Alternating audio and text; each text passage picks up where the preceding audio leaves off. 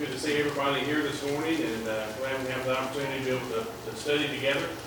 Before we jump into the lesson, hopefully all of you have been able to take a look at the bulletin.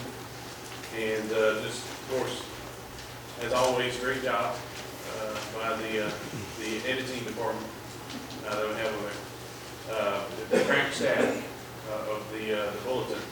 But a great job with finding an article. If you haven't had a chance to read it, we'll wait till after the lesson. But if you haven't had a chance to read it, no, it's a great article on marriage. Marriages for Life by Ron Boatwright. And great foundation for the topic this morning. We're talking about God's law regarding marriage and divorce. And I know that's a lot of times this is discussed and can be controversial if too much opinion is brought into it. Sometimes it is completely left off altogether because of the controversy that's involved. The idea this morning is we're going to read the Bible. And we're going to look at what the scriptures say about it. That's why the title of the lesson is God's Law Regarding Marriage and Divorce. And why talk about the topic? First, it's in there. It's in the scriptures. And if we're looking at just this idea of marriage, dozens and dozens of times about marriage, whether it's actually talking about married people or comparing marriage to something else. Marriage is compared to the church. And dozens of times this idea and how great marriage is talked about. Talking about divorce, there's it's half a dozen or so times where this idea of divorce and the reasoning, reasons for divorce was brought up. And so, because it's in there, and God mentions it multiple times, we need to talk about it. As we've said before, how many times does God have to talk about something before we figure, all right, this is really important? Of course, the answer to that is one. But this is mentioned multiple times, and so we want to be able to bring this up, talk about it, find out what God says about it. Because there's a lot going around with how the world talks about it. So why talk about it? Because it's in the scriptures. Why talk about it? I've got a couple of personal reasons. Off the top of my head, I'll call them Julia and Jeremy. I've got a daughter that's married. She's been married for 4 years. And I know you're thinking, no way, Gary, you don't look like you can have a daughter that's been married for 4 years. Thank you for noticing that, first of all. I don't think Lucas was thinking that, but I'll talk to him. We had a lot of discussion about marriage before my daughter was married. And from the time that she was dating on till, that day when the question got popped. And then there was about a year afterwards, before the ring went on the finger. You better be sure. He's an Ohio State fan. Be sure this is the right guy that you want to spend the rest of your life with. It's a decision that has eternal consequences. We had some serious discussions. Those same discussions have already started with Jeremy because, years and years and years down the road, he's probably going to marry some girl. Poor girl. But we've already started having that discussion about how important this decision about who you want to spend the rest of your life with is. Because this lasts a whole lot longer than, hey, Daddy, I got a new girlfriend. I'm sure he probably does it the same way I did. It's probably normal. You take your number 2 pencil and you get your piece of paper and you write out, will you go with me? And of course, I always did when I asked. I don't know where we were going, but that was just a question you're supposed to ask. And I would give them options because I'm a nice guy like that. I would always draw the little heart and yes inside it, and then I'd write no, and I'd do a box really small so they couldn't check it. And then I again give them the option. There was was always a maybe, and it would be like half a heart and then a box on the side. I'm sure Jeremy does that the same way, asks the girls out that way. And then, spends a little time with them and decides, hey, I'd like a new girlfriend. Or, if it was a case like mine, Gary, I'd like a new boyfriend. And then it's done. That's it. It's over with. It's time to move on. At some point, moving from adolescence and, boyfriends and girlfriends, we have to make sure that they understand, there's a ring involved. More importantly, there are vows involved before God and man. This promise that is, it's going to last your lifetime. Because there are many in the United States who have not gotten that message. We as Christians, as parents and grandparents and those who are taking care of children and watching out for their souls, we need to be passing that message along to them that marriage is a lifetime commitment. I got this information from the CDC. They pointed out that they do not have all states reporting their information, but you can see on the left there the list of marriages from the information that they've got, and 2 million and change every year of marriages. On the right-hand side, this column, again the same years, and there's close to 1 million divorces and annulments every year.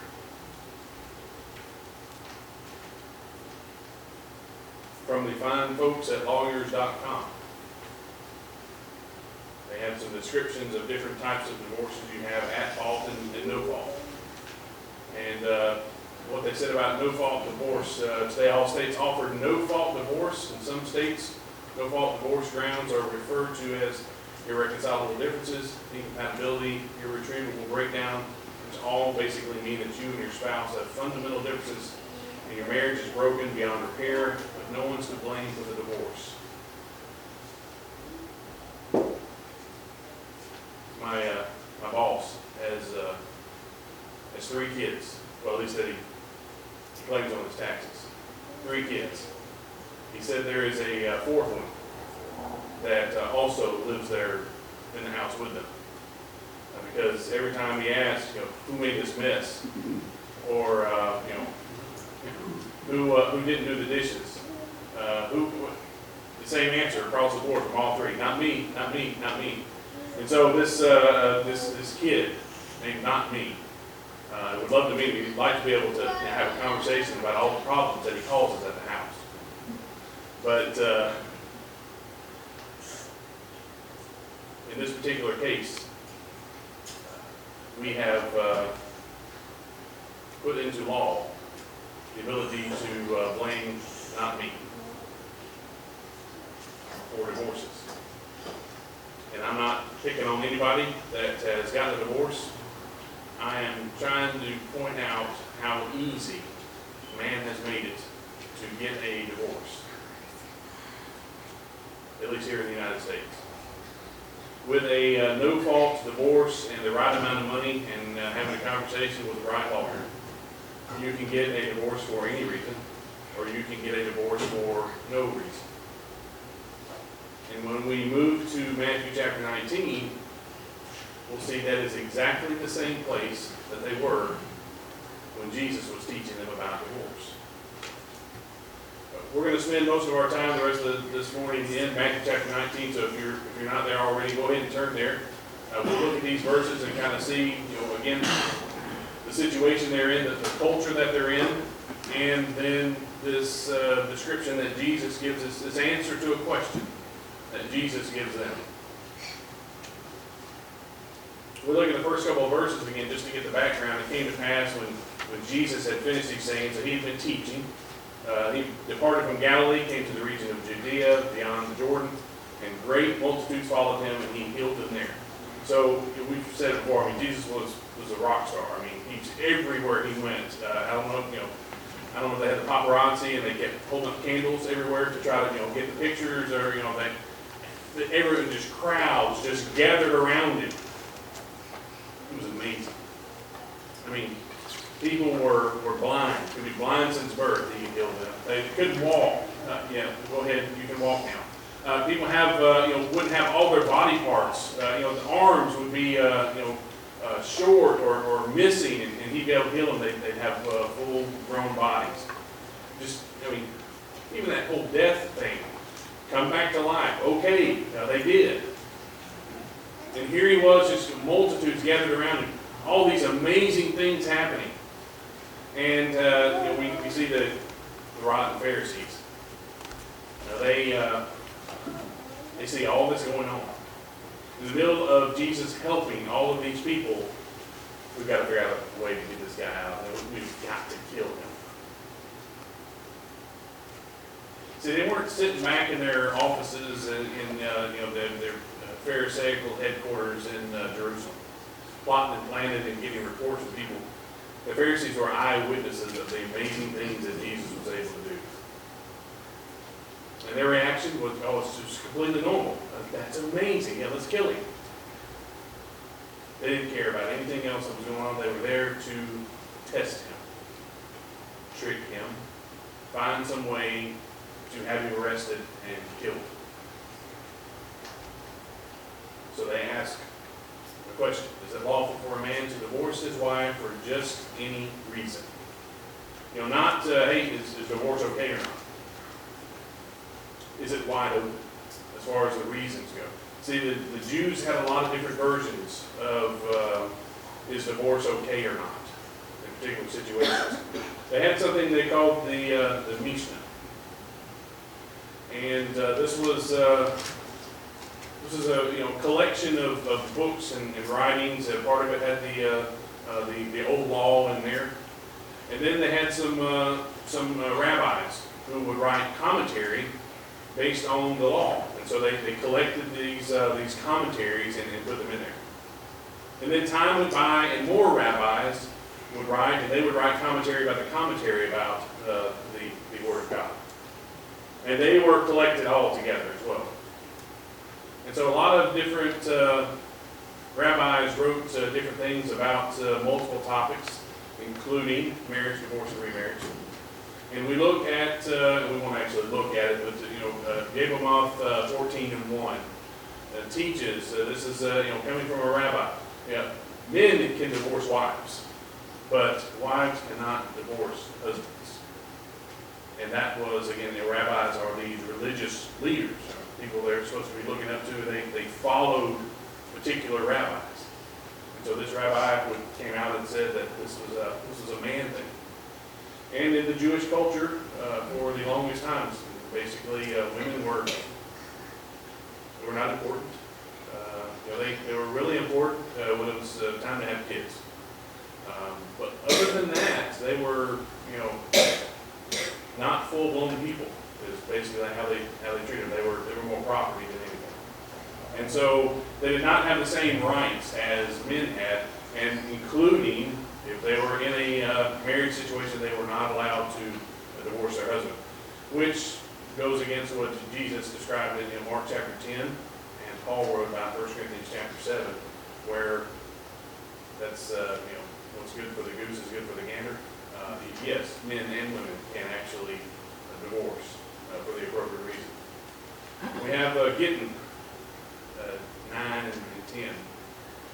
And this is where a lot of the laws on divorce would come through. They would have a letter of divorce that would be given to the person.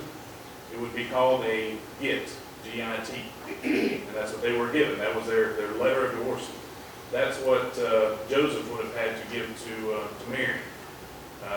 They were engaged, and Joseph found out that Mary was pregnant, and he was going to have her put away. Their engagement was a lot more formal and legal than ours today. Basically, with ours, it's still boyfriend and girlfriend, but there's usually a shiny ring involved. again, it was a more legal thing. He would have had to gone through legal matters to call off the wedding. And this would have been a letter that she would have received to put her away because she had been unfaithful until he found out the real story, which was way better. But in this book, again, from a rabbi, we have, from rabbis in this collection, we have 3 different rabbis. They have 3 different views. They go to Deuteronomy chapter 24, verse 1. Looking at the part, she finds no favor in his eyes because he has found some uncleanness in her. Right, then you can give this letter of divorcement, hand her this letter, put it in her hand, and then send her away. You have the Rabbi Shammai, and says, focusing on the found some uncleanness in her. Focusing on that idea of uncleanness, he said that is sexual unfaithfulness. You were cheated on. And for that reason, and that reason alone, you can get a divorce. You have the Rabbi Hillel. Again, focusing on the found some uncleanness in her. He says this uncleanness is whatever. The spouse has found something that he doesn't like. She can't cook. I have lost 30 pounds since we got married. I've got to find another woman. I'm going to give her this letter. She's out of here. It could be that, she snores at night. It could be that she was unfaithful. It could be, whatever it is, it's something that you don't like, this uncleanness that's found, then you have grounds for divorce. And Akiva, he moves up the verse just a little bit. She finds no favor in his eyes, and that is where he focuses. And basically, if he decides, I don't really like her anymore. She's gotten older, and it's kind of like car shopper. Maybe it was cherry shopping back then. But the new models have come out, and you got this, new shiny model, and I'd like to trade in my old one and upgrade and get the new model. And that's basically his idea of, finds no favor in his eyes. I'd like to swap out. She's not pleasing to me anymore. These, again, found in the Mishnah, this is what they were dealing with as far as, is it okay to get a divorce or not? It was kind of like we have today, attend the church of your choice. This was attend the rabbi of your choice. If you have a reason to get a divorce, you can probably find a rabbi who will grant you permission to be able to go to the lawyers and get it done.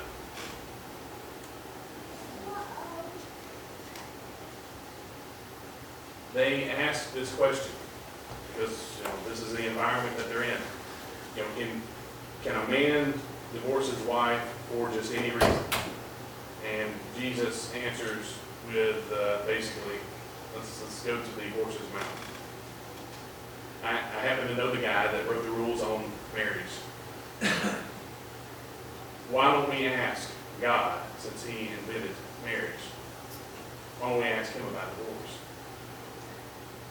What Jesus does is take them to the scriptures. How ingenious. Takes them to the beginning, when God created the family, created marriage. Genesis chapter 1, Genesis chapter 5, and Genesis chapter 2. He skips right over the law of Moses, who they'll bring up in just a minute. He skips right over the Mishnah and the multitude of rabbis and their opinions, and goes to God for the answer. The answer is, when people are married, two people become one flesh. This bond, they become one person. And of course, being that one person, it's permanent. This idea of a vow and a promise to be married is supposed to be a permanent bond. It's kind of like, if you're going to use super glue, you better make sure that's where you want to put it. You get that glue on there and you get the piece that's just right and you want to have it set there, it's supposed to, it's going to do its job. It's going to make that permanent bond. Even if it's on here and you put it here and then you have to walk around like this for a while because it's stuck and it's really going to hurt when you pull it apart. Marriage is a permanent bond. Again, two people becoming one flesh. He created them male and female, blessed them and called them mankind on the day they were created. Adam describing Eve in chapter 2, this is now bone of my bones, flesh of my flesh. She shall be called woman, because she was taken out of man. Therefore a man shall leave his father and mother, be joined to his wife, and they shall become one flesh. These are God's rules, instructions on how to be married. And then, of course, then he gives that warning. We see in verse number 5, so for this reason a man shall leave his father and mother, be joined to his wife, the two shall become one flesh, so that they are no longer two but one flesh. Therefore what God has joined together, let not man separate. Don't be looking for reasons to get out. Jesus was more focused on reasons to stay in. We are supposed to be together, one flesh, one person. Again, focusing on our children and the conversations we have with them. Find someone who's going in the same direction as you are. Find someone who will not let anything stand in the way of getting to heaven. Because you are not the same flesh, the same person, if you are going in opposite directions. It'll be the same thing as your right leg trying to go to that classroom, and the left leg trying to go to that classroom. It's going to hurt. But if one flesh is going in the same direction, that will make things more easier. These Jews were looking for reasons to divorce. Again, even throwing out Moses here. Verse number 7, they said to him, why then did Moses command to give a certificate of divorce and to put her away? So they knew, all right, getting married, coming together, one flesh. Genesis 2, verse 24. They understood. Once they're married, we're together, husband and wife. What if we want to get out? Where's my loophole? What they were hoping is that as Jesus was explaining this, well, what about Moses? I mean, here we have, God spoke directly to Moses. Moses passed along the law to them. Moses has got to outrank what Jesus is saying, right? Jesus goes on to explain why Moses permitted them to divorce their wives. It was because of the hardness of their hearts. He permitted it. But from the beginning, when marriage was first created, that's not what God wanted.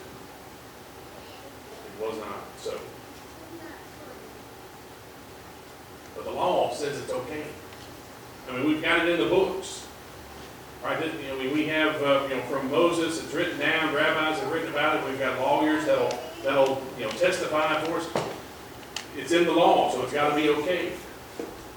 And that is the answer for some people today, even in the church, that are looking to do whatever it is. It's the law of the land. It's not. I'm not doing anything that's illegal. We have laws to commit murder. It's totally fine. Totally. There's some rules. You can kill unborn children at certain ages, at certain times, and then at other times, that's bad. You would be committing murder. That would be wrong. But if you do it under these controlled situations, it's totally fine. You can drink alcohol. We have rules. You got to be a certain age.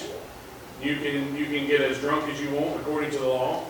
Just don't get behind the wheel. So everything should be fine with that, right? Even to the point of being sexually immoral. Again, we have rules. Got to be a certain age. or else that's bad. But then almost anything you want after that is okay. Adultery, fine. Premarital sex, fine. Some things are considered worse than others. Some states say it's okay, some don't.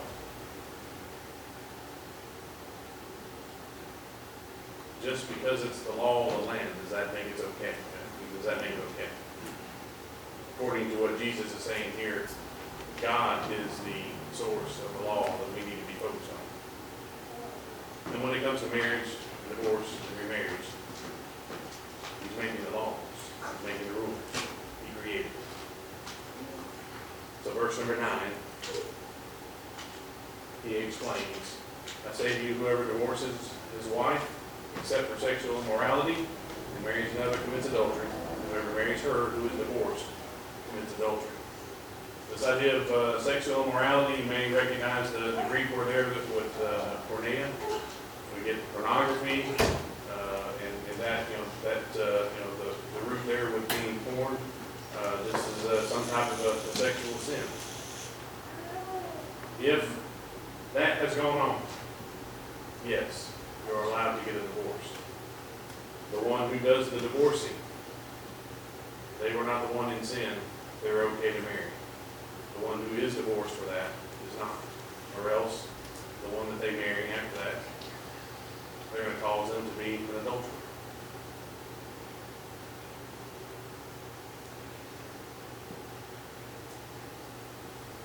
Again, just looking to see how rampant divorce is. We see billboards everywhere, sometimes trying to be funny. There are some that are really, really bad. I mean, basically, it's you want to go mess around with this person, call us, we'll get you a divorce so that you can. And just blatant about it. Some, it's just listen, we're the right guys. Just show me the money, and I can make it real easy for you. You just move right along, even divorce on demand. Log on, move on. There you go. Just simple, easy. Hashtag YOLO. You only live once. Go ahead and get divorced. You need to have fun while you can.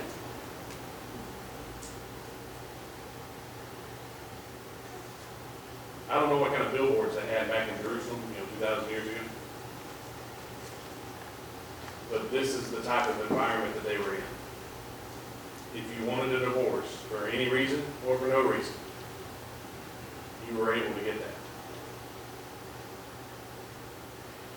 Can you imagine if today, all of a sudden, all the states passed a law that said you could only get a divorce because of adultery?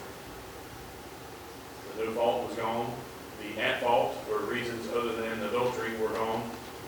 There was one reason only. Can you imagine the reaction of the people of these here United States of America? They'd probably riot, because it doesn't take very much for that to happen. It would be quite a shock if all of a sudden everybody woke up the next day and this option for divorce was taken out, or all the options. And that's basically the reaction of the people. There was shock, including his disciples, the apostles. And I hear you just tell us that the only reason that someone can divorce their spouse is because of adultery. Listen to their answer to what Jesus has laid on them. If the case of man is so with his wife, it's not expedient to marry. If what you're telling us is true, Jesus, we don't even need to get married. If that's the only reason you can get a divorce, I don't know if they were planning on getting divorced, or at least as an option that was open, or what. This is really hard, what you're telling us. Why even get married if that's the only reason you can get a divorce?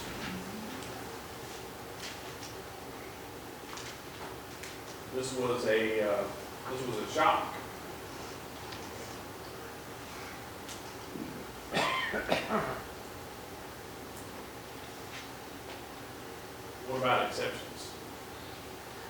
loopholes.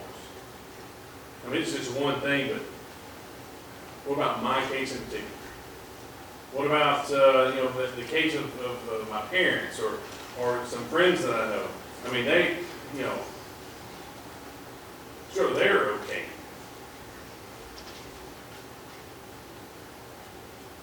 We're going to look at that time. The world is full of what ifs, what abouts, and we will not be able to look at every single example ever given. I don't have enough slides in PowerPoint to go through every single example. We'll look at some basics. Hopefully that will cover the idea behind trying to find loopholes in what Jesus said about marriage, divorce, and remarriage. So we'll look at Malachi chapter 2, verse 6. For the Lord God of Israel says that He hates divorce.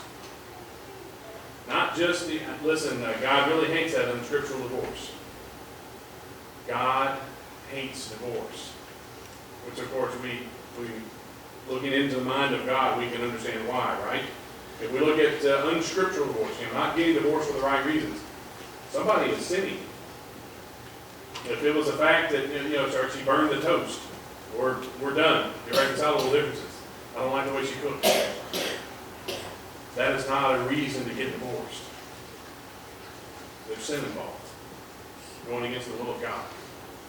Even with scriptural divorce. Divorce because someone committed adultery. Sin was involved. Somebody sinned in the process.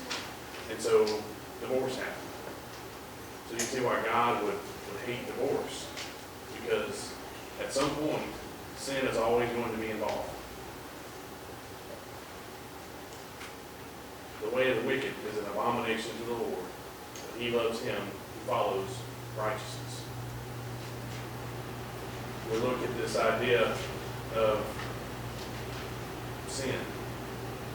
Jesus said everyone who commits sin is the slave of sin. We are in bondage to sin. This mental image that we have sin in our life. We have that ball and chain that is attached to us. We can try to pull on it and it won't come off. We don't have a key that will open up and unlock it. We can't even gnaw our leg off to get away from this thing. It is attached to us. There's only one way to get rid of this attachment that we have. We're in bondage to it. Paul said in Romans 6:18, when free from sin, we become slaves of righteousness. We can be free from the bondage.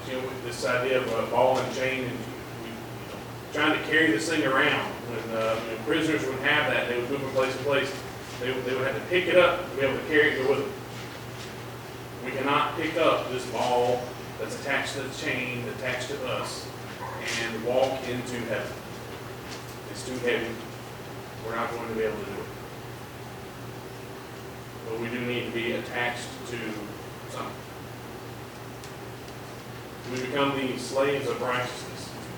To this comparison, we get sin being so heavy we can't carry it into heaven, but we need to be in bondage to Christ, attached to Him, a slave to righteousness. We've got the same ball and chain, but instead of being this solid piece of metal, it's a mylar balloon filled with demon. I can carry that. I'm still attached.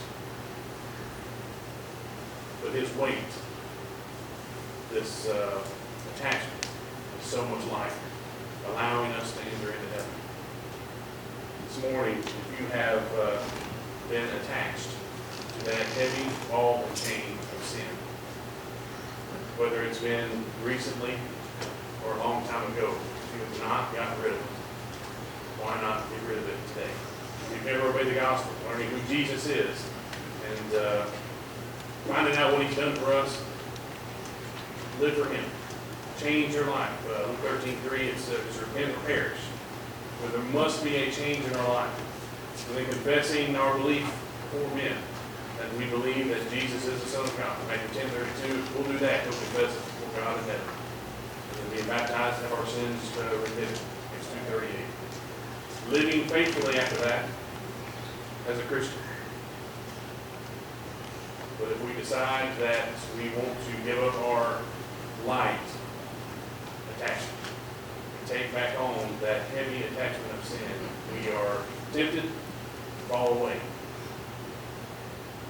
We, again, can have access to freedom from that sin by asking God for forgiveness. And again, repenting. Moving away from that life of sin, moving back into His way, His will. And we'll just confess that sin, asking for forgiveness, turning our life around. If there is a need this morning, we're obeying for the first time, we're coming back to your first love. Why not be out of bondage today? Free, clear, the hope of heaven again. Please come forward. You can have to stand aside.